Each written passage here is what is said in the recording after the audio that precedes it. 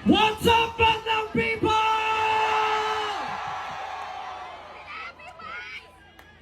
What's up? Ang up, tubig, baha, pagnanakaw, korupsyon, yun ang mataas sa Pilipinas. What's down? Ang down, ang babang-baba, yung mga Pilipino. Kaya sa ngalan ng lahat ng mga kapwa ko artistang nasa entablado ngayon, pati na rin yung mga artistang nasa baba at nasa iba't ibang lugar na nakikisama sa amin, binabati po namin kayong lahat.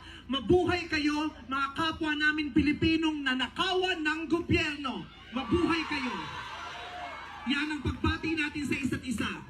At para sa lahat naman ng mga politiko at bahagi na ng gobyerno na nagnakaw sa atin, nagnanakaw sa atin, mga nakatingin habang may nagnanakaw sa atin, mga kasama ng mga nagnanakaw sa atin, mga alam na may nagnanakaw pero hindi nagsasalita, mga kasama ng mga nagnanakaw, mga nagtatago ng magnanakaw, isa lang ang gusto namin sabihin sa inyong lahat, patawad kay Father pero putang ina ninyo!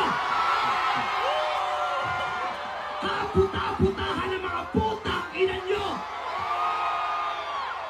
Katatapos lang ng misa, pero Panginoon, patawarin nyo kami, pero totoo yan. Ito ang wika ng lahat ng mga Pilipinong ninakawan, putang ina nyo! Putang ina nyo! Putang ina nyo! Putang ina nyo! Putang ina nyo!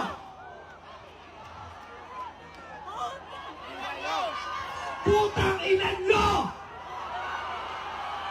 Tapos na ang panahon ng mga bababait at ng mga resilient. Ang mga mababait, ginago. Ang mga resilient, tinarantado. Hindi nauubra sa atin yung bait-baitan, kimi-kimian, tahimik-tahimikan, patawad pero hindi po. Hindi ko sisimplihan, hindi ko babaitan ang mensahe ko ngayon dahil hindi naman sila mababait. Sa katunayan, mga hayop sila. So bakit natin babaitan ang mensahe natin? Hindi natin kakalmahan ang mga salita at kilos natin dahil deserve nila ang galit, ang pikon at poot ng mga nanakawang Pilipino. Hindi tayo pwedeng kumalma. Hindi pwedeng iiyak lang. Hindi pwedeng magtitiis lang, hindi tayo kakalma. Hindi ko kayang maging magalang sa kanila dahil mga bastos sila. Mga salaula sila at mga baboy sila. Hindi natin kayang maging mabait sa kanila dahil mga walang ya sila. Hindi pwede. Hindi pwede. Yung mabait ka lang, mabuting asal ka. Hindi uubra sa kanila ang mabuting asal at mabait lang kasi nga mga demonyo sila. Kaya tama yan. Sumigaw lahat ng galit. Lahat ng galit na galit. Hindi matatapos ang galit bukas. Ang iparirinig ang galit hanggang hindi makulong ang mga putang ina ang magnanakaw.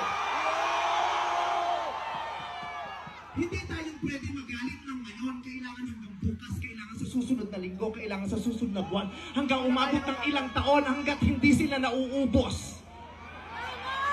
Walang mawawala sa atin kasi ubos na tayo. Kaya ang gagawin natin ngayon ay babawi na tayo. Ikulong ang mga magnanakaw.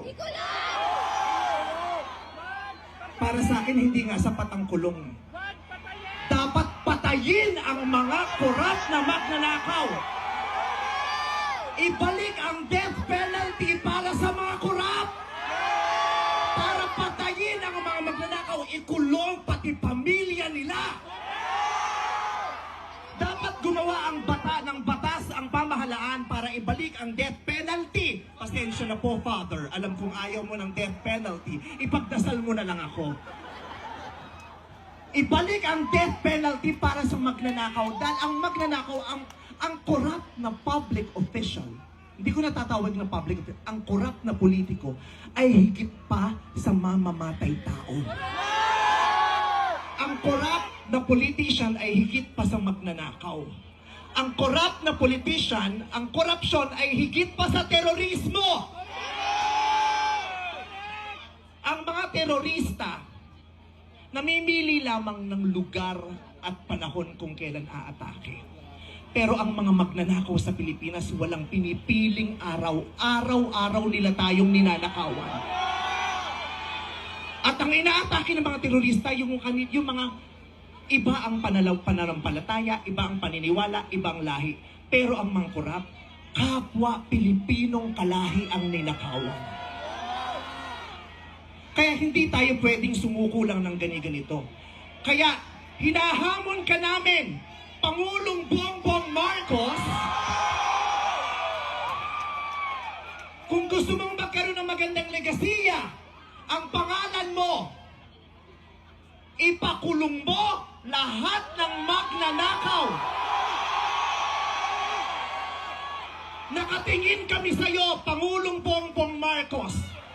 At inaasahan ka namin, hindi dahil sa idol ka namin, kundi dahil sinaswelduhan ka namin at inaasahan namin na tutuparin mo ang inuutos naming mga employer mo. Kami ang nagpapasahod sa inyo. Tapos na ang panahon na natatakot tayo sa gobyerno. Takutin natin ang gobyerno dahil ang kapangyarihan nasa sa atin, wala sa kanila. Nakatingin kami sa inyo. Ipakulong. Lahat ipakulong. Bawiin ang mga ari-arian. Bawiin ang mga ari-arian. Pati atay, i-donate. Ibigay ang atay. Pati mata, i-donate. Walang ititira kasi nga, hindi tayo pwedeng maawa dahil mga putang ina nila. Maraming salamat sa inyong lahat. Sasamahan namin kayo hanggang mamaya. Isa pa, putang ina nyo! Sobra na!